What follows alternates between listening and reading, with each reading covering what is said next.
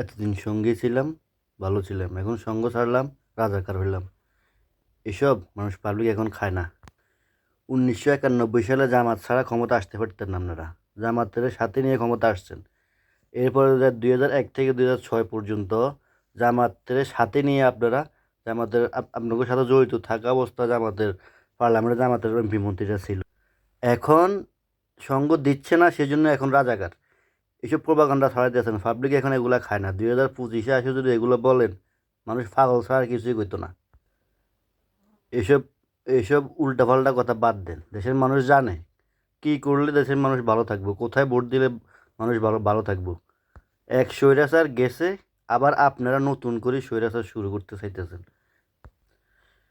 বিগত কয়েক বছরে জামাতের যত ক্ষয়ক্ষতি হয়েছে, আপনাদের কোনো ক্ষয়ক্ষতি হয় নাই। তারপরেও কেন আবার বলতেছেন জামাত রাজাকার?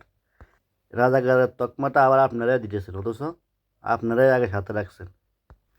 শুধু শুধু পাবলিকের উল্টাপাল্টা বয়ান দিয়ে লাভ নেই। পাবলিক জানে কোন জায়গায় ভোটটা দিলে ভোটটা বরাবর জায়গায় যাইব, কীভাবে দেশ চললে ভালো হইব, পাবলিক সেটা জানে।